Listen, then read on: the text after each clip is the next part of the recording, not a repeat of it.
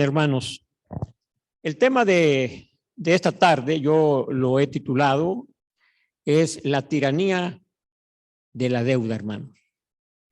Y entonces, 2 puntos, nuestra crisis, la oportunidad de Dios. Hermanos, más o menos por alrededor del año de 1960, es cuando se creó el sistema del uso de las tarjetas de crédito. Yo nací en 1951, hermanos, y yo viví la época del marranito. Yo viví la época de las tarjetitas que en los bancos nos ofrecían para ahorrar. El famoso marranito donde le echábamos ahí, el marranito tenía un agujero para meterle plata, pero no se podía salir. Hasta que se llenaba, entonces se quebraba. Y ese ahorro lo sacábamos para comprar a veces algunas cosas que quisiéramos. Pero también viví la época cuando los bancos nos animaban a los niños a abrir cuentas de ahorro. No sé cuántos de aquí, aquí veo algunas manos de personas que vivieron a esa época. El banco nos ofrecían oportunidades de ir ahorrando dinero allí, hermanos. En esa época, hermanos, la filosofía que permeaba es: tienes el dinero, entonces compra lo que quieres, pero tienes el dinero. Papá, yo quisiera una bicicleta. Bueno, hay que trabajar para tener la plata. Si no se tenía, no se compraba, hermanos, no se compraba. Paulatinamente, los comerciantes fueron variando sus técnicas de engancharnos para hacernos clientes de ellos. Ustedes tal vez se acuerden de esa época en que usted iba a una tienda y usted decía: mire, me gusta ese vestido, doña fulana de tal. Entonces usted separaba ese vestido y usted iba pagando poco a poco, y cuando le terminaba de pagar, entonces le entregaban el vestido. ¿Cuánto vivieron esa época, hermanos? También veo algunas manos, exactamente. Luego entró la época del famoso layaway, ¿verdad? El famoso layaway también, ¿no? De ir parecido a este que yo acabo de mencionar, de ir pagando algo poco a poco. También hubo la época en que los grandes abarroteros, los que nos vendían las cosas fiado y íbamos a ir pagando poco a poco. Entonces fuimos entrando a la etapa de una filosofía diferente, porque repito, años atrás la filosofía es: tienes el dinero, entonces gasta en lo que quieres comprar. No lo tienes, entonces trabaja, ahórralo y luego compras. Pero los comerciantes, hermanos, empezaron a establecer algunas técnicas de engancharnos para que nosotros nos hiciéramos clientes de ellos. Y una de ellas fueron las tarjetas de crédito, hermanos. Lo fiado. Empezaron a entrar la etapa de lo fiado, de lo prestado. Los bancos comenzaron con préstamos. Y entonces el mundo revolucionó el sistema de antaño de que quieres algo, ahorra, entonces gastas, a un sistema económico que es el que actualmente permea en el mundo, hermanos.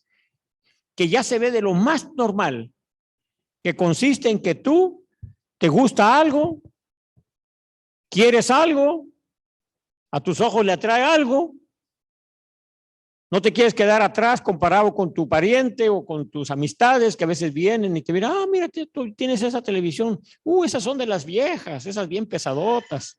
No, yo tengo un plasma que no pesa, con una pantalla grandota, me costó $1,000 y tantos dólares. Y cuando el pariente se va, usted se siente chiquitito, acomplejado, y usted dice: no, oye, vieja, pues tenemos que comprar, a lo mexicano, ¿verdad? Dije vieja, ¿no? Con respeto le digo esposa, o amada mía, o Jani, que suena mejor. Yo creo que debíamos comprar una televisión. Pues no tenemos. Bueno, pero fíjate que ahí en Costco, o la tienda que sea, sí, están ofreciendo a pagos mensuales. Entonces hemos entrado a una época, hermanos, que celulares, lo que usted quiera lo puede ir pagando con el sistema de tarjetas de crédito. En pocas palabras, endeúdese y va a ir pagando poco a poco. Ahora, ¿qué sucede, hermanos? Que el ser humano, por su condición pecaminosa, es muy débil para decir no, cuando la razón le está diciendo no, pero el corazón, su gusto, su codicia, el materialismo, la atracción, lo empuja a decir que sí, y entonces termina endeudándose, hermanos. Entonces el sistema de tarjetas de crédito comenzó de a poco a poco. Al principio no era fácil conseguirse una tarjeta de crédito. Pero eso se fue facilitando y facilitando y facilitando para que entonces mayor número de personas tuvieran acceso a tarjetas de crédito. Yo conozco historias, hermanos, de personas que comenzaron con tarjetas de crédito y comenzaron bien, porque una tarjeta de crédito, si usted la sabe manejar, tiene sus ventajas, hermano. Yo he aprendido a manejar tarjetas de crédito. Tengo años con tarjetas de crédito y tengo un crédito elevadísimo, hermanos. ¿Por qué? Porque yo compro acorde con lo que yo tengo en mente gastar en mi presupuesto. Y cuando y compro con la tarjeta de crédito. ¿Por qué con la tarjeta de crédito? Porque la tarjeta de crédito a mí me da puntos. Esos puntos con la aerolínea que yo trabajo, que es American Airlines, me ha permitido hacer viajes a visitar a mis nietos por lo que yo compro. Cada dólar es un punto y a veces si son gasolina me dan 2 puntos, hasta 3 puntos, etcétera. Entonces, pues yo voy acumulando millas allí y esas millas se pueden convertir en un viajecito para visitar a los nietos, a los hijos o a algún lugar. Pero he sido cuidadoso y he tenido el dominio propio, hermanos, de que cuando viene el cobro del mes, yo pago todo completamente. Y que yo recuerde, hermanos, tengo años en que fielmente yo he pagado mensualmente y mensualmente y mensualmente. Pues por eso tengo un crédito elevado. Ellos me ofrecen miles de dólares de préstamos, pero yo no necesito. No necesito. Yo vivo de mis recursos. Entonces, cuando una persona no sabe controlar su tarjeta de crédito, fácilmente se puede endeudar. Y además hay trampas en las tarjetas de crédito. A veces a ustedes le ofrecen un porcentaje muy bajo. Yo he recibido ofertas, mis hermanos, de un 4%. Porque si usted tiene un buen crédito, dice, mire, le ofrecemos nosotros un crédito en base a lo que usted tiene, por decir, si tienes crédito de 10,000, 15,000 dólares. Bueno, usted puede comprar lo que quiera, un carro si quiere, y nosotros por el primer año o por año y medio o hasta 2 años le vamos a cobrar el 4%. Después de eso, entonces el crédito va a subir al 19 y tantos %. Entonces usted dice, mira, aquí yo puedo tener 10,000 dólares por los próximos 2 años, nomás tengo que pagar un porcentaje, por decir un 4, un 5%, y de ahí una mensualidad. Entonces uno agarra, se engancha con ese préstamo, pero a los 2 años ahora tengo que pagar todo lo que yo ya me gasté, o si no, tengo que pagar cerca del 20% de interés y en algunas tarjetas a veces más. Y ahí donde algunos caen en la trampa, hermano, y comienza un endeudamiento fuerte. Entonces hay que saberlo manejar. Así que entonces entró el sistema de tarjetas de crédito, hermano, y ese sistema de tarjetas de crédito, los préstamos, empezó el mundo a endeudarse poco a poco, hermanos.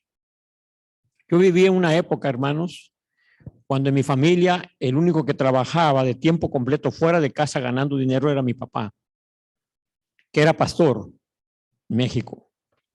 Y como pastores no ganaba mucho porque los pastores su salario no es para enriquecerse. La verdad es que se vive al día nada más, con lo básico, y a veces pues no es suficiente. Y si a veces hay un poquito de lujo, a veces porque la esposa a veces también trabaja aparte por su profesión, pero si fuera nada más el salario de uno para su familia, ahí saldríamos, hermanos. Entonces, ¿qué sucedía, mis hermanos? Nosotros éramos 8, 4 hermanas, mi hermano y yo 6, más papá y mamá 8. Y yo recuerdo en esos años, solo con el salario de papá, vivíamos aunque sea pobremente, hermanos, pero salíamos adelante. Fuimos personas pobres. Yo fui de la época, hermanos, que los zapatos se agujeraban por debajo y a meterle un pedazo de cartón. El pantalón se rompía por detrás y a ponerle un parche ahí y seguir usándolo, mis hermanos. Por un buen tiempo, el refrigerador que nosotros teníamos, por un buen tiempo, en aquellos años, el refrigerador elegante que teníamos nosotros era un cajón de madera donde metíamos hielo. Era una hielera. Comprábamos el hielo y lo poníamos ahí y ahí guardábamos las cosas que no se echaban a perder y al siguiente día había que comprar de nuevo hielo porque se iba derritiendo. Ese era el refrigerador. Entonces, y así muchas otras cosas. En lugar de una licuadora, pues estaba el famoso molinito ese del molcajete, el famoso molcajete, esa era la licuadora. Pero fuimos muy alegres, hermanos. Yo miro para atrás, gracias a Dios, mamá no tuvo que irse. Mamá nos dio sus años de maternidad estando en el hogar, hermanos. Porque no hay cosa más triste que un niño pequeño, especialmente pequeños, porque los niños van creciendo, después hasta ellos mismos se quieren aislar de uno, pero cuando son pequeños necesitan la presencia de la mamá, y es triste cuando ella se ve forzada a tener que irse a trabajar afuera y tener que encargarlo con otro pariente, otro amigo, o personas que a veces abusan de ellos. Así que en esa época, mis hermanos, el salario que se recibía del padre era suficiente para sostener la familia. Pero hoy en día, mis hermanos, solo con el salario del padre, ni en México ni en Estados Unidos se puede vivir, hermanos, realmente. La madre ahora está forzada a tener que ir a trabajar afuera y a veces hasta los hijos tienen que aportar ya a partir de cierta edad para poder sufragar los gastos, porque la economía mundial hoy en día, mis hermanos, nos está llevando Satanás a través de la economía mundial en forma muy astuta a endeudarnos, hermanos. Y ya vamos a ver, hermanos, que la deuda es una verdadera trampa. Dios a través de la naturaleza nos ha enseñado lecciones que son muy importantes aprender respecto a evitar la deuda. La deuda abarca lo individual, lo familiar, pero también hay deudas que son institucionales. Por ejemplo, una iglesia puede estar endeudada, mis hermanos, si no tiene cuidado. Y ya de eso vamos a compartir una cita del Espíritu de Profecía. Un colegio puede estar endeudado, instituciones, un negocio. Pero también hay deudas de estados o de gobiernos, de países enteros. Y hermanos, ustedes están informados perfectamente, porque todo el mundo lo sabe, que prácticamente la mayoría de los países están endeudados, mis hermanos. Incluso el país más rico, que es Estados Unidos, si yo no estoy equivocado, es uno de los países más endeudados del mundo entero, hermano. En cualquier rato va a reventar esa burbuja, mis hermanos. Y no se diga otros países, están cayendo en deuda y en deuda. Entonces nos estamos convirtiendo en esclavos de los banqueros. Y entonces los banqueros, cuando un país queda endeudado, los banqueros son usados para que si ellos mismos te prestan dinero porque no puede seguir funcionando como un país estado endeudado, porque ¿de dónde sacas plata para reparar carreteras, para hacer este proyecto? Entonces los gobiernos se ven obligados a conseguir dinero prestado para pagar la deuda que tienen y un poco que les quede para poder invertir en otras cosas. Y entonces los banqueros, las instituciones que prestan el dinero, a veces lo prestan con ciertas condiciones, hermanos. Ciertas condiciones que a veces la mayoría de la gente no sabe qué hay detrás de esas condiciones. Yo he leído documentación seria y, por ejemplo, usted se va a sorprender por qué algunos países que por su religión cristiana debieran estar en contra del divorcio o del divorcio por cualquier razón, ¿no? O de la homosexualidad o del aborto. De repente votan que sí, y la gente no sabe que los que le prestaron dinero se lo prestan con ciertas condiciones. Dice, estas y estas son las condiciones. Aspectos políticos, filosóficos, o que afectan la religión cristiana y sus principios. Pero no nos damos cuenta, mis hermanos. Simplemente se votó y dice, bueno, ahora el país fulano de tal votó a favor del matrimonio homosexual, pero ¿cómo es que ese país votó? Y cuando usted indaga, descubre que son condiciones que les dan, porque hay una agenda detrás de eso. Y si uno se da cuenta, es el diablo usando ciertas instituciones financieras para llevarnos a nosotros a tomar decisiones totalmente antibíblicas y anticristianas, y ni cuenta nos damos. Somos esclavos de aquel que nos está prestando el dinero. Así que hasta en esos aspectos el diablo está sabiendo usar su riqueza, mis hermanos. Ahora, vamos a avanzar a lo siguiente, hermanos. Dios en su palabra, por eso nos advierte de estos aspectos. La vida del hombre no consiste en la abundancia de los bienes que posee. En la Biblia se nos habla de las cosas materiales. Estaba yo leyendo un autor que decía, habiendo hecho un estudio en la Biblia, de cómo Jesús mismo tomó tiempo para hablar bastante acerca del dinero, acerca de las riquezas. Si ustedes observan, hay varios pasajes de la Biblia donde Jesús hace mención de las riquezas, ¿sí? Como este pasaje que acabo de mencionar. La vida del hombre no consiste en la abundancia de los bienes que posee. Él habló de los ricos. Cuán difícil es que un rico pueda entrar en el reino de los cielos, los que confían en la riqueza. Y no es que hubiera algo de mal en la riqueza. El hacer de las riquezas el Dios Mamón, el centro de nuestra vida. Y si ustedes observan hoy en día en los países industrializados como Estados Unidos, todo gira alrededor de las cosas materiales, de la compra y de la venta y del dinero y de la plata. Tiene una casa, quiere dos. Y si tiene dos casas, bueno, ahora quiero un rancho en el campo. Y tengo un carro, no, pero necesito una camioneta. Bueno, pero yo necesito también ¿cómo se llama? Un tráiler ese para vacacionar en el verano. Ah, pero también una lancha. Y total, no hay límite para las cosas materiales, mis hermanos. Uno va a una tienda y uno encuentra un montón de cosas que se están inventando, que facilitan muchas cosas. Y que a veces nosotros tenemos algo que está funcionando, pero ahora viene el último modelo. El último iPhone, que ahora tiene una lucecita que brilla así y le da alarma y le tiene un montón de cosas, tiene mapa electrónico y mayor memoria y mayor velocidad. Y usted mira su celular que le está funcionando bien, pero pues ya se le hace como medio, no, se siente hasta como acomplejado. No, pues yo necesito el último modelo y endeudarme. Y así en otras cosas, mis hermanos. Y entonces aquí viene un punto importante. ¿Quién creen ustedes que sufre al final de nosotros los cristianos estar bien endeudados, hermano? La familia ciertamente sí. Porque, por ejemplo, no tenemos dinero para apoyar la educación cristiana de nuestros hijos. Y nos es más fácil mandarlos a una escuela pública, donde se va a enseñar evolución. En una escuela pública que ya hoy en día no es cuento lo que yo voy a decir, ya se está enseñando el nuevo concepto de matrimonio de 2 hombres y 2 mujeres. Y hay del maestro que ataque la homosexualidad o el lesbianismo en una escuela pública. No se puede, pierde el trabajo. Se enseña la evolución. No se puede leer la Biblia. Y ahí se va a educar tu hijo toda la escuela primaria, la secundaria, universidad. Como me dijo una hermana en Ensenada, California, llorando en sus ojos cuando le fui a hacer una visita pastoral, porque yo veía que sus hijas habían sido adventistas, ya no estaban. La hermana siempre venía sola. Y en diciembre, en la Navidad, que había un programa especial, sus 2 hijas muy prominentes, económicamente fuertes, aparecían con la mamá y aparecían en la iglesia una vez al año. Y cuando yo la visité me dijo, pastor, yo cometí un error muy grande, me dijo. Yo no mandé a mis hijas a estudiar a la Universidad de Montemorelos, pudiéndolas haber enviado a estudiar. Y entonces fue un error, dice, porque las mandé a estudiar a universidades por acá cerca de donde yo estaba, por tenerlas cerca, me dijo. Y tengo hijas profesionales, pero no hijas cristianas. Y con lágrimas en los ojos le decía, mire, mi hija fulana se casó con un hombre que es el jefe de la aduana aquí de la zona de Ensenada, el que tiene que ver con todo, es el jefe de ahí, un hombre que tiene plata. La otra casada con un abogado, no sé, y ellas profesionales también. Pero de la iglesia, nada. Su vida social, su vida económica, todo muy bien, porque se fueron a un ambiente de una educación que no había. Entonces, hermanos, nosotros, cuando nos endeudamos, nuestros hijos van a sufrir, por ejemplo, la educación cristiana.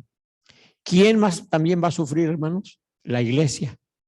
Porque en la iglesia, cuando hace falta para proyectos, como es construcción de un templo, o la edificación de un templo, o la compra de un templo, o proyectos especiales de la iglesia que necesitamos para la obra de Dios. A veces la iglesia va creciendo y necesita un obrero bíblico que se pudiera tener para atender tantas visitas que hay. Ustedes saben que si hay personas dando estudio bíblico, cada uno debiéramos dar estudio bíblico, aunque sea 1 o 2 estudios bíblicos a la semana, porque es para nuestro propio crecimiento. Pero es tanta la gente que tiene interés, hermanos, que si una iglesia puede tener un poquito de dinero para poder ayudar a que haya alguien que se dedique a dar estudio bíblico, hay estudiantes de teología que pueden brindar 1 año de servicio, ahí en donde estamos en Jordán, pastor, nosotros estamos por contratar a un joven, alguno que haya graduado de teología y quiera venir por 1 año o 2 años, y va a salir de nuestros fondos de la iglesia para poder atender los jóvenes, atender esa área de joven especial, un joven bilingüe que sea. Con fondo podemos hacer muchas cosas, mis hermanos. Ayudar a jóvenes, niños que quieran ir a una escuela cristiana y no pueden pagar todo. Bueno, si no le vamos a dar todo, pero con nuestros fondos de iglesia, nosotros les vamos a apoyar con cierta cantidad, más otro esfuerzo que hagan los padres, pues van a nuestras escuelas de iglesia. Y hermanos, la estadística ha mostrado que los niños que van a las escuelas primarias y high school adventistas, un porcentaje elevadísimo de ellos cuando crecen, se casan, permanecen en la iglesia.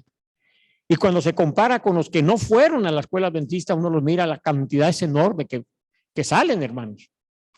Allá en Bayshore, Nueva York, donde yo estuve 25 años, recuerdo una iglesia donde se hizo un estudio. En esa iglesia de Bayshore, el pastor Newell, que llegó, hizo un estudio en los últimos años, dónde estaban los jóvenes y niños que habían estado en esa iglesia. Y se contaron 60 jóvenes fuera de la iglesia, hermano, que habían crecido, que habían estado en el club de los Pine Founders, etc. Crecieron, pero siempre una educación afuera y salieron.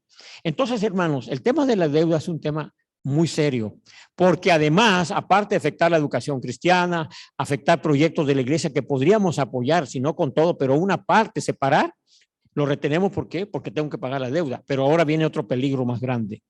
Una persona endeudada, hermanos, fácilmente se va a ver muy tentada a comenzar a tomar lo que le pertenece a Dios, en que es el diezmo y las ofrendas, porque se ve endeudada. Dice, no me alcanza, y va a comenzar a agarrar diezmo, que es el peor error que puedes cometer o que yo puedo cometer, hermanos. Porque la Biblia dice, maldito soy con maldición. Es el tema que voy a tratar el sábado, si ustedes no lo van a oír aquí porque es en otra iglesia, un asunto de bendición o maldición, pero me adelanto, porque es así. Si yo soy fiel, viene bendición. Si no soy fiel, con mi diezmo y ofrendas, me va a caer una maldición, hermanos. Y todo lo que nosotros queremos es bendición. Incluso si estamos endeudados, por eso yo puse aquí, ¿verdad? La tiranía de la deuda, 2 puntos, nuestra crisis, la oportunidad de Dios. Porque es posible, hermanos, que algunos de nosotros estemos pasando por una deuda. Con mayor razón debemos ser fieles a Dios y con humildad decirle, Señor, cometí errores, ayúdame a salir de este problema. Y si yo me humillo ante Dios, si yo reconozco algún error, si yo busco aconsejamiento, orientación, que el pastor me dijo y quiero tomar un poquito de tiempo respecto a trabajar con un presupuesto, me humillo ante el Señor, reconozco mis fallas en la administración de los recursos que Dios me ha dado, busco ayuda, me postro de rodillas, van a comenzar a venir las bendiciones, hermano, porque tenemos un Dios que Él reconoce que somos polvo, que podemos cometer errores, pero no dice, bueno, ya cometí un error, pues ahí te quedas, arréglatelas. No, si vamos a ir buscándolo, Él nos va a ayudar a salir de nuestros problemas, hermanos, de deuda que hayamos tenido. Miren, me adelanto, hay 2 naciones, como una ilustración, de que uno puede estar en el polvo de la tierra económicamente y levantarse a ser una potencia financiera.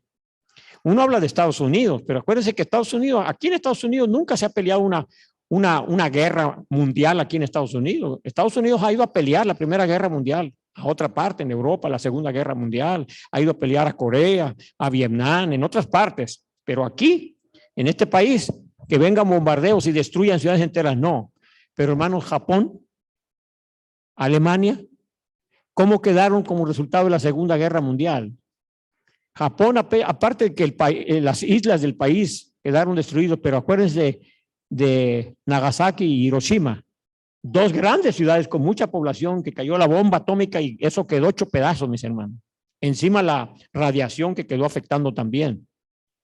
Así que Japón quedó en el piso, mis hermanos, y supo levantarse hasta convertirse en una de las principales potencias financieras a nivel mundial, como lo es Japón, hermanos. Ni México ha tenido una crisis de destrucción, a pesar que tuvo su guerra de independencia, su guerra civil o la Revolución Mexicana en 1910, pero no una destrucción como la que hubo en Japón y en Alemania. Y Alemania igual, Alemania también quedó destrozada en la Segunda Guerra Mundial. Sus edificios destruidos. Yo he estado en Alemania, mis hermanos, y ahí pude ver yo parte de los recuerdos, y algunos de los hermanos que fueron amables me fueron mostrando algunas zonas de los edificios que quedaron destruidos, otros que no fueron destruidos en la Guerra Mundial. Y Alemania hoy en día es una potencia de Europa, es el país, de todos los países de Europa, es el país más fuerte económicamente. ¿Qué quiere decir, hermanos? Que se puede uno levantar. Se puede levantar si esta gente del mundo se saben levantar con trabajo, con respetar las leyes de la administración financiera. ¿Cuánto más nosotros también, siguiendo esos aspectos de trabajo, de las leyes de las finanzas, del manejo del dinero, más buscando el rostro de Dios que ha prometido bendecirnos? No importa la crisis que tú estés pasando, mi hermano y mi hermana, te invitamos en esta tarde, en el nombre del Señor Jesucristo, a hacer un pacto con Dios. Y vamos a hablar de la importancia de un presupuesto y aunque sea brevemente, porque después yo voy a dar mi nombre y mi teléfono para que cualquiera que quiera, ya a nivel personal, usted pueda recibir un poquito de más información.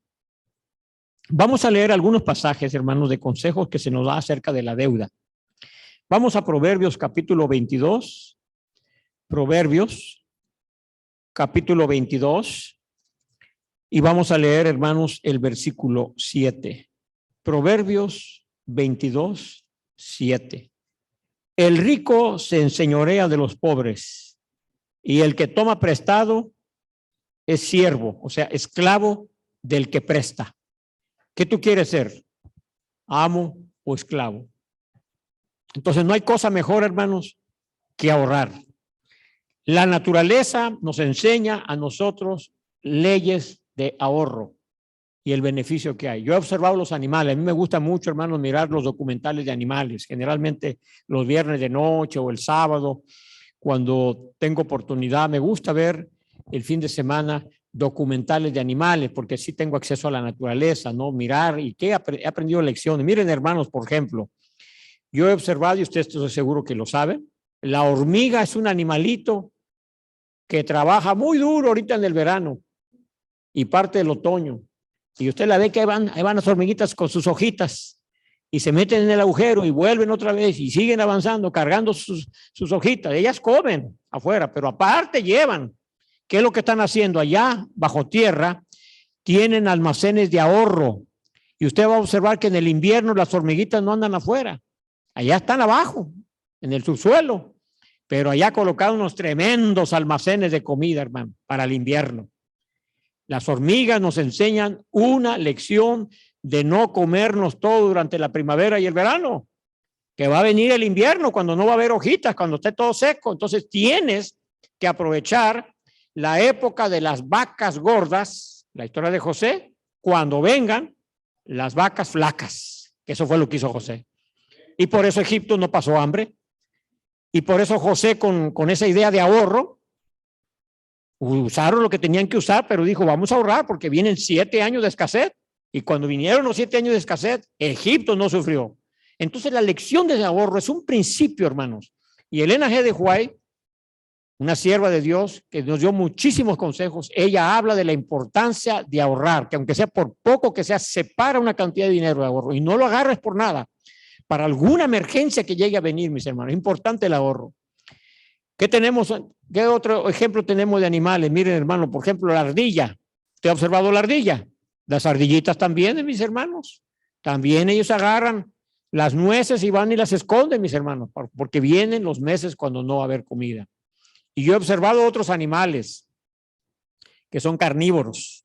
Se hartan de comida, como las zorras, y luego agarran lo que sobra, abren agujeros y ahí meten. Y he visto documentales de animales que ellos matan y siguen matando para guardar alimento. Ellos bien que saben dónde lo guarden para cuando vengan los días en que no pueden cazar, que no agarran. Ellos van a su reserva, mis hermanos. Entonces la naturaleza nos enseña la importancia que tiene, amados, que nosotros ahorremos.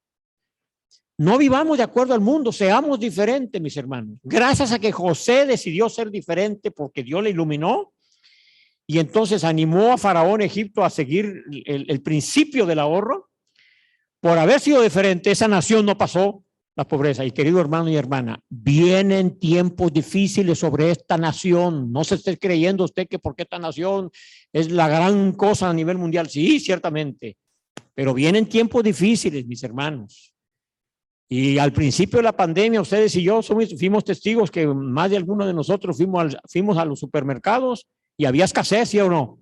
De repente nos dimos cuenta que ya el papel del baño y que acá ya no había, hubo escasez. Fue como una campanada que papá Dios nos dio de advertencia de que nosotros seamos cuidadosos, mis hermanos. Tenemos que ser fiel a Dios, como nunca antes seamos fiel ahora. No menos fiel, sino más fiel como nunca antes. Pero ahorremos para los momentos difíciles que se avecinan. Elena G. de White, hablando, hermanos, de este asunto de las deudas, ella escribió lo siguiente. A una persona le dirigió en el libro Consejos de Mayordomía Cristiana, le dirigió las siguientes palabras. En su carta, usted se queja del yugo de las deudas, pero no tiene excusa por haber incurrido en deudas. El hecho de que se ha sentido libre para pedir prestado sin tener razón para suponer que se encontraría en una posición que le permitiera pagar sus deudas.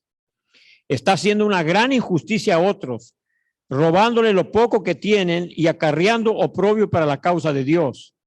Si hubiera comprendido lo que usted estaba haciendo en el momento de llevarlo a cabo, se habría detenido. habría visto que es pecado robar a los hombres, creyentes o incrédulos, y ponerlos en aprietos económicos a fin de poder aliviar usted sus necesidades actuales.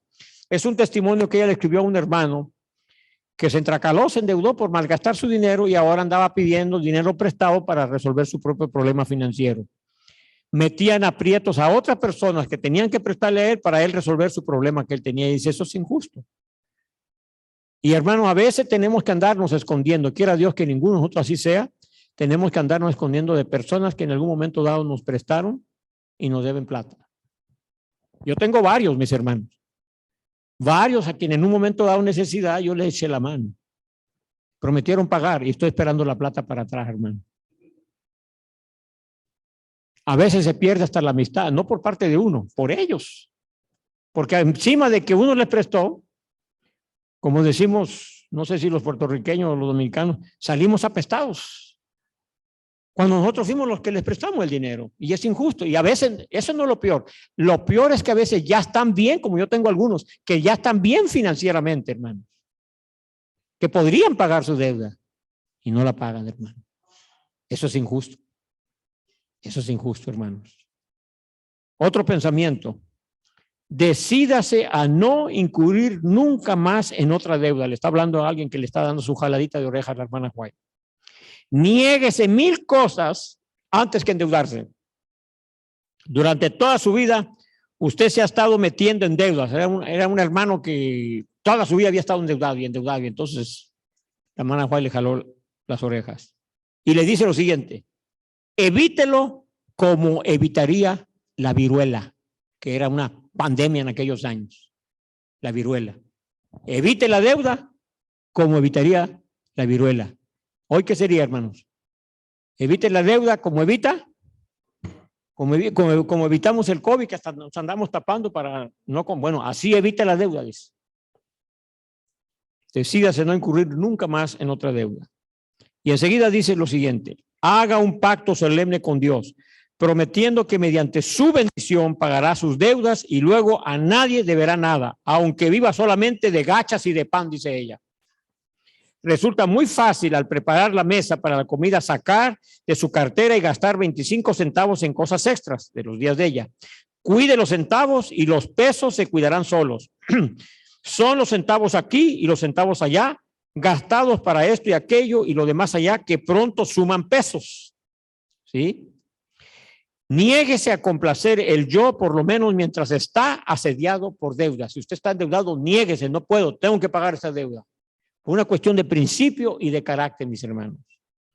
No vacile, no se desanime ni se vuelva atrás. Niéguese a complacer su gusto, niéguese a satisfacer la complacencia del apetito, ahorre sus centavos y pague sus deudas. Elimínelas tan pronto como sea posible. Cuando nuevamente sea un hombre libre, no debiendo nada a nadie, habrá alcanzado una gran victoria. Y todo lo podemos en Cristo que nos fortalece. Y vuelvo a repetir, si tú estás pasando, yo no sé, aquí no los conozco y es su vida privada, pero si aquí hay alguien que por errores, por negligencia, por la razón que haya sido, cometiste errores, estás endeudado, pídele perdón a Dios. Pídele perdón a Dios. Pero dile a Dios, Señor, ayúdame a salir de esto. Que esto se convierta en una victoria y busque orientación financiera, porque se necesita orientación financiera. Y de eso vamos a hablar ahorita un poquito del presupuesto, hermano. Y entonces ponte en oración, porque yo no quiero que te vayas aquí ya todo apachurrado, como decimos los mexicanos, porque bueno, sí, gracias a Dios que Dios es bueno, hermanos. Y la Biblia está lleno de ejemplos de individuos que fallaron, pero de un Dios que es bueno y es misericordioso. Lo único que Él quiere, número uno, es que yo reconozca mi falta. Y dos, que estoy dispuesto a que Él me ayude. Y la ayuda de Él puede ser de diferentes formas. Una es buscando consejería para administrar tus finanzas. Y dos, dándote fuerza de voluntad para decidir seguir ese presupuesto y ir pagando tus deudas.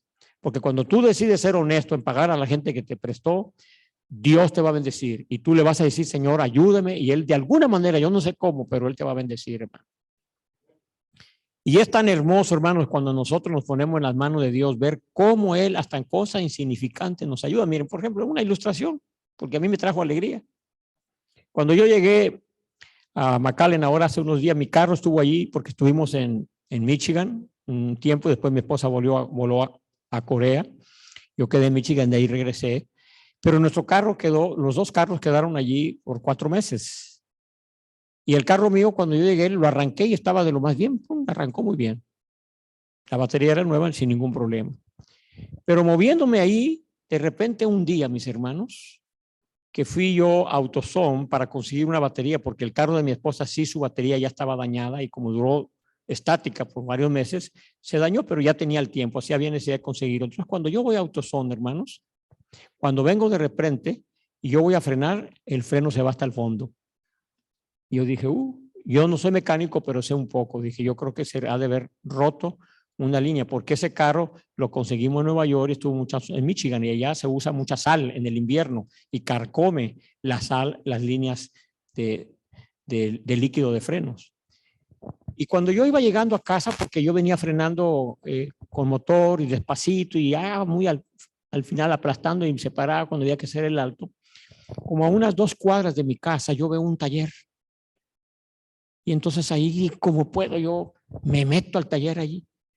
Le dije, aquí sentí algo que me dijo, métete al taller. Y ahí me atendió un caballero y le dije, mire, tengo este problema, a ver. Metió el carro ahí donde se revisan, se metió por debajo, le dijo, se rompió una línea. Hicimos los arreglos para arreglarla, mis hermanos. Y entonces el carro también me comenzó a fallar eléctricamente. Y yo me acordé que la bobina o el celinó donde entran los cables, esa bobina que tenía tiempo atrás se había dañado y un mecánico le hizo un hechizo, un arreglo, porque un cable se había zafado y lo puso provisionalmente. Yo dije, de seguro es ese cable, tengo que poner la bobina nueva. Hermano, normalmente todo eso me hubiera costado, yo creo que mínimo unos $150. Mínimo. La bobina solamente $65. El pedazo del tubo de ahí, $15-20, pero luego la mano de obra. Ustedes saben que la mano de obra mecánica es cara, así que yo creo cerca de unos $200. Pero este mecánico, cuando yo le digo, ¿cuánto me va a cobrar por ponerme la línea? Me hacía todo solo por $35. Yo dije, eso está regalado. Entonces fui a AutoZone y le expliqué el problema de la bobina. Le enseñé y la persona cuando vio la bobina, le dije, yo la compré aquí en AutoZone, déjeme meterme en la computadora. Fue muy amable la manager. Y la computadora revisó y me dijo, usted esta bobina la compró no hace mucho tiempo, me dijo. Tiene garantía y le va a salir gratis, me dice. Y entonces ella revisó en la computadora y dice, y tengo una bobina. Y mi carro, el rojo que tengo es del año 2000. Hyundai de Corea. No es fácil que un AutoZone tenga del año 2000 una bobina. Pues la tenía, mis hermanos. Así que estaba la bobina, me salió gratis, agarré la bobina, me fui donde el mecánico, me arregló la bobina y me arregló el freno. Sin problema, pastor. Dejó de estar jaloneándose la parte eléctrica, los frenos están hasta mejores que antes y solamente $55. Yo le di $60. Dije, quédese con los 5. Le dije, muchas gracias, usted ha sido muy amable. Yo ahí miré una bendición de Dios, hermanos. Yo miré. Y como en eso, en muchas otras cosas, mis hermanos, Dios nos puede bendecir cuando decidimos serle fiel. Yo recuerdo, hermanos, cuando fui pastor en Tezopaco, Sonora, había un hermano que dentro de la gente que había ahí era uno de los más pudientes financieramente porque él tenía un buen negocio. Pero él decidió comenzar a no pagar el diezmo, hermano. Yo lo visité, le leí mayordomía cristiana, hice mi trabajo pastoral, pero él siguió sin pagar diezmo, hermano. ¿Saben lo que sucedió? Cuando yo dejé de ser pastor de ahí, me cambiaron para Ensenada, después llegué al Colegio del Pacífico. Tristemente, hermano, yo me enteré que un hijo de él, que había ido a estudiar a Montemorelos, lo había mandado él a estudiar, tuvo un accidente, mis hermanos. Y ese muchacho, su vida quedó en el balance, tuvo que ir a parar al hospital, se le tuvieron que hacer cirugías para salvarle la vida. Y el papá había gastado alrededor de 100,000 pesos mexicanos de aquellos años, hermano. Eso fue un dineral lo que costó salvarle la vida a su hijo. Hermano, no juguemos con Dios. Él es serio cuando dice, maldito soy con maldición. Pero, ¿y por qué? Porque me habéis robado. ¿En qué te hemos robado? En tu diezmo y ofrenda. Pero también él está en serio cuando dice, y probadme en esto, dice el Señor, si no derramaré bendiciones hasta que sobreabunden. Y es una propaganda para el tema del sábado, pero te adelanto, si no puedes estar allá en la iglesia, trata de escucharlo después, porque ahí voy a mencionar ejemplos de personas hasta conocidas por todos nosotros que fueron fieles en el diezmo y Dios los bendijo grandemente en sus negocios. Pero por ahora queremos cerrar con lo siguiente, hermanos. Dios nos invita para que nosotros evitemos la deuda. Y la deuda nos va a afectar a nosotros terriblemente. Rápidamente leamos los otros pasajes que tengo aquí, porque creo que vale la pena. Éxodo 22, 25, cuando está hablando también de los préstamos y de la deuda. Éxodo 22, 25, 22, 25, dice, cuando prestares dinero a uno de mi pueblo, al pobre que está contigo, no te portarás con él como logrero, no le impondrás usura. En la Biblia, mis hermanos, estaba prohibido que yo prestara dinero a un hermano mío con intereses. Y yo desde que leí mi Biblia y entendí eso, nunca he prestado dinero a nadie que necesite cobrándole intereses. Él está necesitado de mi hermano, yo no le cobro interés. Le digo, no. Algunas veces cuando me llegaron a pedir, yo te voy a pagar intereses, le dije, no, lo único que te pido es que me lo pagues. A uno que le presté porque estaba muy necesitado, yo no tenía la plata, pero me había llegado una tarjeta de crédito y necesitaba $2,000. Y justamente la tarjeta de crédito que me ofrecían era de $2,000. Le dije, bueno, mira, yo lo que puedo hacer es, voy a prestarte esta tarjeta de crédito, los $2,000 lo voy a sacar como un cash advance. Lo único que te pido es que tú pagues lo que la tarjeta de crédito pide y no me hagas quedar mal para que no me dañes el crédito. Sí, dijo. Comenzó a pagar un tiempo, pero al rato falló y después andaba yo detrás de él y hasta el día de hoy todavía estoy esperando que me pague. Yo tuve que pagar todo, hermanos. ¿Me entiende? Pero yo de mi parte, aún así, no cobraría, porque la Biblia dice que no, hermano. Y cuando yo ayudo a mi hermano pobre, Dios me lo da por otro lado. Aún si él falla, pero yo no fallo, yo hago mi parte, ¿no? Entonces tenemos Salmos 37, 21. Veamos ahí también, Salmos, capítulo 37, el versículo 21. Ahí hay otro consejo que tiene que ver con esto que estamos hablando. Salmos, capítulo 37, el versículo 21. El impío toma prestado y no paga. Hermanos, no seamos de los impíos, porque a veces hay impíos dentro de la iglesia, ¿no? Mas el justo tiene misericordia y da. Si nosotros pedimos prestado, paguemos, hermanos, porque es muy triste. Y peor todavía si nosotros somos adventistas del séptimo día y trabajamos en un lugar y a veces pedimos prestado a gente que no es de la iglesia y quedamos mal. Yo conozco una historia de un hermano dentista que fue a trabajar a una fábrica y se vio la necesidad y le pidió a sus compañeros, porque con el tiempo usted tiene confianza, compañeros de trabajo, les pidió dinero prestado y hermano se fue de ahí sin pagarles. Al tiempo dejó de trabajar ahí y habían varios que él le debía dinero.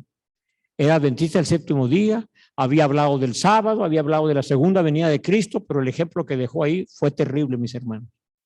Con el tiempo llegó otro adventista a trabajar a ese mismo lugar y él notó que la gente lo miraba medio raro y le hacían el feo, como decimos nosotros. Hasta que un día un compañero de trabajo se acercó a él y le dijo, mira, yo te voy a explicar porque aquí hay algunos que te están mirando medio raro a ti. Porque él llegó ahí como adventista y pues también él comenzó a hablar de su fe adventista, del sábado, de la venida de Cristo, etcétera, sin saber lo que el otro adventista había dejado ahí de testimonio. Entonces este compañero que le tuvo confianza le dijo, mira, lo que pasa es que aquí hubo uno de la misma religión tuya que pidió dinero prestado y no le pagó a varios. Por eso te miran a ti mal. Y hermanos, ¿saben lo que hizo este? Este hermano dentista sí era realmente cristiano. Él comenzó a averiguar a quién se le debía dinero y él comenzó a pagar uno por uno de esas personas a que el otro había debido. Y hubo uno que le dijo, no, pero tú ¿por qué tienes que pagar tú ese dinero si no eres tú? Dijo, no, me dijo, yo no puedo permitir que el nombre de mi Dios quede por el piso. Fue un hermano mío el que quedó mal, yo lo voy a pagar. Y él pagó, él levantó el crédito de Dios y de su fe ahí. Entonces, seamos cuidadosos, hermanos. No nos andemos escondiendo. Nos endeudamos, nos entracalamos y estamos en aprieto. Pues por eso en esta tarde le he llamado nuestra crisis, es la oportunidad de Dios. Llevémosle a Dios nuestra crisis, de esa deuda, de ese problema, de ese endeudamiento, de ese préstamo. Y pidámosle a Dios perdón si estamos quedando mal, nos andamos escondiendo. y digámosle, Señor, ayúdame, porque yo quiero poner tu nombre en alto. Yo quiero cerrar, hermano, habría otras cositas más que decir, pero el tiempo ha terminado. Yo quisiera cerrar mencionando un poquito acerca del presupuesto. Miren, hermanos. Anoten, por favor, los que quieran, mi nombre y mi teléfono, de los que tengan interés en recibir un poquito de más información respecto al presupuesto. Mi nombre es Pastor Juan Suárez y entonces mi teléfono, no tengo problema en dárselos, es el 646-210-1866. Lo voy a repetir una vez más. Pastor Juan Suárez, teléfono 646-210-1866. Cualquier cosa ahí voy a estar en la mesa atrás atendiéndoles. Y entonces, hermanos, si usted quiere un poquito de más información particular, analizando su caso, cómo manejar sus finanzas, estamos a las órdenes. No es mi especialidad porque yo soy pastor de la Iglesia Adventista, pero tengo acceso a material, a libros que puedo hacerles llegar a ustedes, a ideas, a sugerencias. Pero brevemente quiero decir lo siguiente respecto al presupuesto, a reserva que aquel que quiera más información, por favor, con libertad, póngase en contacto conmigo, ya sea aquí en la semana, que voy a estar aquí, o aún después. Yo estoy jubilado, pero no estoy retirado. Yo prefiero gastarme que oxidarme, y entonces mientras alguien me necesite, aunque sea por teléfono, con gusto yo le ayudo, ¿verdad? Entonces, miren, hermanos, normalmente un presupuesto es bien simple y es lo más sencillo. El hacerlo no es el problema. Lo difícil es seguirlo. Es seguirlo. Ahí es donde está la dificultad. Comencemos por ahí. Entonces, mis hermanos, usted, si tuviera una pizarra, el pizarrón, nosotros marcaríamos primeramente lo que se llama como ingresos, o en algunas partes le llaman las entradas. Las entradas o el ingreso. Ahí usted pone en su cuadernito ingresos o entradas. ¿Y qué es ingreso y entrada? Pues es lo que usted gana. O si usted es casado, lo que gana su esposa y lo que gana usted. O sea, la familia. Todos los que aporten con dinero para la familia. Y ahí usted pone lo que entra. Puede ser un salario o puede ser a veces renta si usted tiene una propiedad y usted renta una casa y de ahí hay una entrada aparte de su salario. Por eso es que repito, si usted quiere más detalle específico de su caso, pues entonces usted me llama a mí porque entonces podemos analizar directamente su caso y sugerencia, idea que pudiéramos hacer un mejor presupuesto. Pero en forma sencilla, el ingreso son las entradas que usted tiene, que puede ser su salario, puede ser de propiedades, puede ser alguna otra forma como usted se hace de bienes financieros. Y luego vienen los gastos, mis hermanos. Los gastos normalmente, como yo a la gente le recomiendo a la hora de hacer su presupuesto, hermanos, en los gastos normales, permítame aquí tantito, en los gastos, mis hermanos, normalmente, como yo sugiero, es lo siguiente. Número uno, lo primero que usted tiene que poner en sus gastos cuando usted recibe su plata, no es la renta ni los impuestos del gobierno, hermano. ¿Qué es lo primero que tenemos que poner, hermano, ahí? Diezmos y ofrendas, hermano. Dios, primero Dios. Y separar eso, hermano, para que el diablo no nos tiente. Y no deje usted calentando la plata ahí ni en el banco o los que no tienen cuenta del banco, ahí debajo del colchón. Rápido.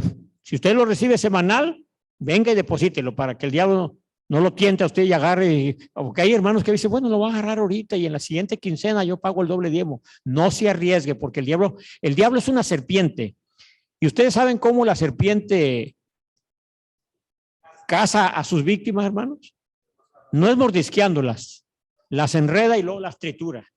El diablo busca cómo enredarnos precisamente y nos tritura, nos rodea así, y nos enreda y de ahí nos aprieta con circunstancias con las cuales nos va a ahogar y nos va a triturar. Entonces se va a valer de ciertas situaciones que tú tengas y dice, bueno, el dinero está ahí prestado y es el diezmo, la ofrenda, pues agárralo ahorita. Y entonces en la próxima quincena, pues ya vas y paga. Y en la próxima quincena pueden ocurrir cosas donde finalmente no lo pagas y ya te vas enredando y entonces te vas echando ahí un problema que no te conviene. Entonces, lo primero, mis hermanos, es colocar nosotros nuestro diezmo, nuestras ofrendas. ¿Ok? Y luego usted puede poner el orden que usted quiera, lo que siga. Algunos lo que ponen, por ejemplo, es renta. Y lo que incluye renta puede ser la renta de la casa, su apartamento o el mortgage. Y luego dentro de la renta, algunos enseguidita abajo pone lo que son las utilidades de la misma casa, o sea, la casa, la renta o el mortgage, y luego tus utilidades, como es la luz, el gas, lo que incluya el sostén de esa vivienda tuya, ¿sí? Si tienes carro o carros, pones carros. Y dentro de los carros, ojo con lo que yo le voy a aconsejar, porque la experiencia me ha enseñado eso, no solo en mí, sino en otras personas. Cuando tú pones en tu presupuesto el carro, tienes que poner forzosamente una cantidad, si ya lo tienes pagado, para lo que se llama depreciación del carro, porque el carro se deprecia. Yo a mi carro, por el tipo de uso, le he calculado más o menos un promedio entre 75 a 100 dólares mensuales que debo de separar. Aún si es un carro nuevo, tienes que separar porque cada cierto tiempo tienes que llevar tu carro, aunque sea nuevo, tienes que llevarlo tú a la agencia para que le den lo que se llama mantenimiento. Y ese mantenimiento cuesta, cambios de aceite, etcétera. Entonces tienes que separar un porcentaje para tu carro. Ya sea el pago mensual o ya sea, como ya dije, la depreciación. Y luego el seguro del carro también. Tu carro va a tener que pagársele mensualmente el seguro. Entonces, tienes que separar eso. Entonces, ya tienes el carro, ya tienes la vivienda, viene la comida. Tienes que calcular más o menos lo que tú, de acuerdo al número de personas que tienes, gastas en comida cada semana y cada mes. Y aquí viene un detalle, hermanos, que me gustaría adelantar a decirle. Miren, hermano, hay formas de ahorrar que hay que comenzar a buscar. En el área de alimento hay cosas en las que podemos ahorrar con un poquito de averiguación. Por ejemplo, yo ya encontré este mecánico, pastor, a 2 cuadras de mi casa. Yo me voy a hacer cliente de él, definitivamente. Y en Montemorelos tengo otro mecánico. Cuando yo viajo a México, como yo viajo cada cierto tiempo a ver a mis familiares, yo tengo mi mecánico en Montemorelos. Y siempre que puedo yo consigo las piezas y viajo a Montemorelos. Si voy a estar varios días, yo voy con él y él me hace las reparaciones y me salen bastante más barato, hermano. Yo tenía que poner 2 amortiguadores del frente de mi carro tiempo atrás. Aquí en Estados Unidos me salía la puesta $70 cada amortiguador. Eso es lo que cobraban. ¿Sí? Porque acá es más caro. Aparte del amortiguador, la mano de obra, 70 cada amortiguador, hermano. Conseguí mis amortiguadores, me fui a Montemorelos. ¿Y cuánto me salió allá? $20 cada amortiguador, hermanos. Me ahorré 50 cada amortiguador, $100, porque allá la mano de obra es más barata. No tiene que ser Montemorelos. Los que vivimos en la frontera puede ser ahí en Reynosa.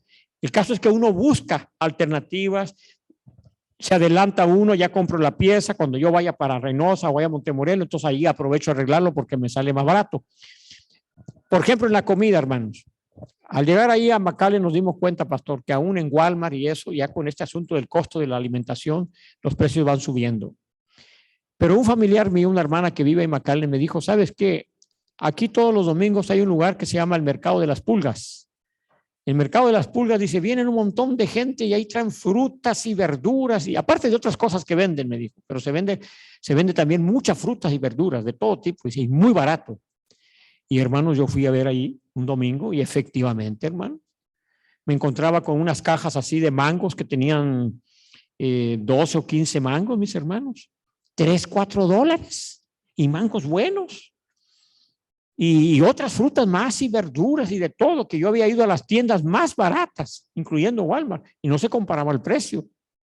Y frescas, pues me he hecho cliente de ese lugar y nos hemos ahorrado cada semana mucha plata, hermanos. Entonces, hay áreas donde nosotros podríamos ir buscando. Yo no tengo vergüenza de decirles, hermanos, pero por ejemplo, miren, voy a ser práctico, pastor. ¿Qué les parece este zapatito, hermanos? Mírenlo. Goodwill, hermanos. $5. Goodwill.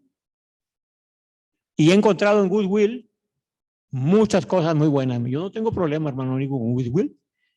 Podría ir y comprarme un zapato de este que es todo de piel, de abajo y de acá, ¿no? Porque aquí a veces la suela es de vinil y lo de acá de piel. Pues este es piel por los dos lados. O sea, es un zapato caro que alguien lo llevó a Goodwill. Algún ricachón que ya no lo quiso fue y lo llevó para allá.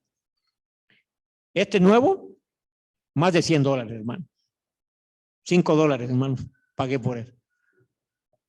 Y ahí me he encontrado otras cosas más en Goodwill. Yo soy cliente de Goodwill. Yo voy y busco con tiempo algunas cosas que necesito, herramientas. Necesito una pala. Yo podía ir a Home Depot y comprar una pala nueva, pero voy y busco a veces en el mercado de pulgas y encuentro palas que son viejas, pero están buenas. Y he descubierto que las cosas, las herramientas viejas, el metal es de mejor calidad que los nuevos están medio en China y a la semana ya se desbarató, esa herramienta no sirve, se pudre fácilmente y el metal viejo es mucho más resistente, más antioxidante.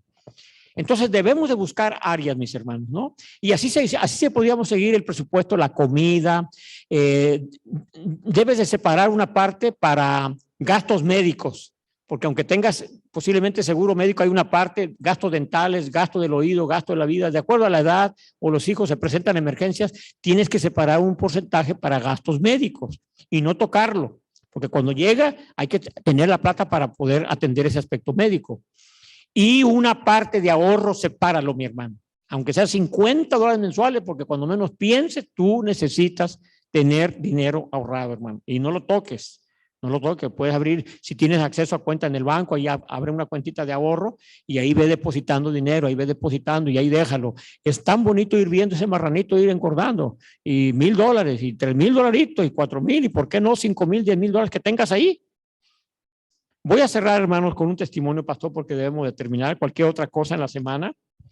Pero miren, hermanos, mi mamita que ya descansó en el Señor Jesús el año pasado, en junio del año pasado, con 95 años de edad. Ella nació en Apizaco, Tlaxcala. Mi mamá nomás tuvo 3 años de educación primaria, hermanos. Mi papá fue el que le enseñó a escribir mejor letra y varias cosas. Mi papá fue el que le enseñó porque él tuvo un poquito de más escuela, ¿no? Creo que hasta secundaria. Pero mi mamá fue una tremenda administradora de manejo de dinero. Ella parece que ella desciende de judíos sefarditas de España. Y ella, quizás por herencia, ya traía esa capacidad que tienen los judíos, pastor, de ahorrar dinero.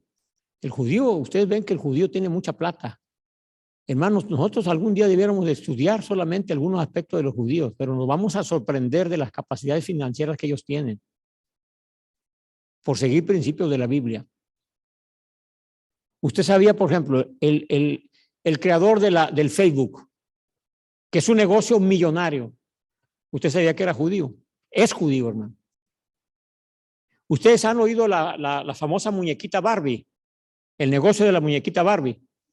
¿Usted sabía que el negocio de las muñequitas Barbie, que es mundial porque tiene la patente, es un negocio de aproximadamente 1,000 millones que se manejan cada año vendiendo la muñequita Barbie, la cunita Barbie, todo en relación con la Barbie?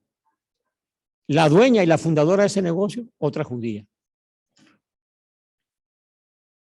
Y podría mencionarle una cantidad, mis hermanos, de negocios. La burbujita esa, las famosas esas bebidas gaseosas, el Alka-Seltzer, por ejemplo, el Alka-Seltzer. Un negociazo Alka-Seltzer, que por todo el mundo se ve el Alka-Seltzer. Un judío polaco apellidado Seltzer. Y podríamos seguir con más cosas, hermanos. Ellos no son los únicos a que Dios quiere bendecir. Dios te quiere bendecir a ti también.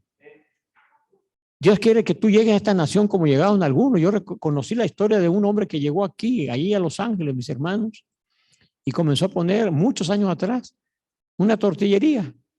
Y empezó a vender, y al rato más tortilla, y al rato ya tenía una cadena de tortillería, mis hermanos. Pero fue de los primeros que comenzó vendiendo tortillas, mis hermanos. Tú te pones en la mano de Dios, Dios te puede dar ideas donde genere dinero. Y especialmente si tú estás pensando que Dios te dé dinero, aparte de suplir tus necesidades, pensando también en pobres, en viudas, en huérfanos, en la iglesia. En la iglesia hay personas que necesitan, mira esos niños, piensa tú en un niño. Yo por mucho tiempo, yo me di oportunidad de invertir económicamente, hermanos, en personas que necesitaban estudiar, hermanos. Y allá en Europa, pastor, apoyando misioneros que fueran para allá también. Y tener la satisfacción de ver que nosotros podemos contribuir, a veces no a la cantidad, lo que hagamos y Dios lo multiplica, hermanos. Así que Dios nos ayude, hermanos. para que nosotros seamos fieles mayordomos del Señor.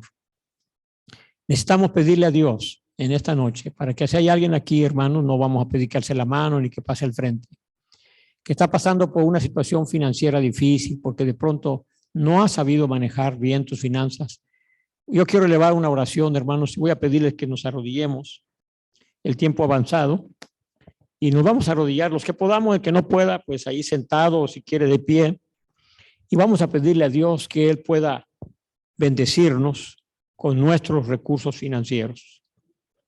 Vamos a arrodillarnos, hermanos, ahí donde ustedes están.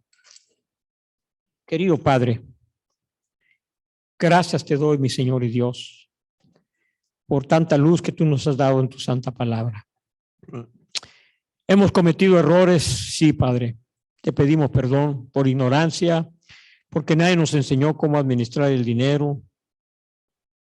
Ahora somos padres de familia, tenemos hijos, tenemos un hogar y reconocemos, Señor, que no hemos sabido ser buenos mayordomos en manejar las finanzas. Y es una área muy delicada, porque de las finanzas depende de educación de hijos, depende de nuestras aportaciones a la iglesia, nuestra fidelidad con diezmos y ofrenda. Depende de tener dinero para problemas de salud, de enfermedad, familiares que a veces tenemos que ayudar. Y tantas cosas que involucra el dinero, Dios. Por eso queremos pedirte perdón, pero también que nos des sabiduría. Señor, te agradezco por mi mamá, que fue una mujer que supo ahorrar dinero, como una hormiguita, y cuando se presentó la oportunidad, recuerdo aquella vez que ya en La Paz, Baja California, el gobierno empezó a vender unos terrenos fuera de la ciudad, en zona montañosa, y mi mamita de sus ahorros fue y compró ahí unas hectáreas, compró un terreno, un lote. Pasaron muchos años y la ciudad se expandió, se engrandeció y esos terrenos subieron de precio enormemente. Vino una persona para hacer una oferta grande de dinero. Mi mamá ahí pudo conseguir un dinero con lo que después pudo hacerse de una casa. Padre, uno nunca sabe las oportunidades que tú nos vas a dar si nosotros ahorramos el dinero para multiplicarlo.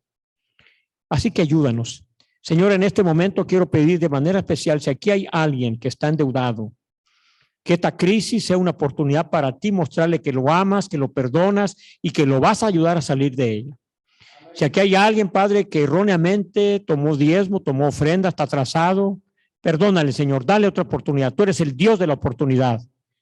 Te suplico que tú bendiga a esa persona dando el primer paso de reconocer su falta y dando un segundo paso de pedirte a ti ayuda. Si en este momento aquí hay alguien que en su mente quiere decirle al Señor que le ayude, hágalo en este momento. Lo pido en el poderoso nombre de Cristo Jesús. Amén, Señor. Amén. Muy bien, agradecemos a todos ustedes. Hay un canto al final, vamos a cantarlo. Les voy a pedir, entonces nos vamos a colocar de pie.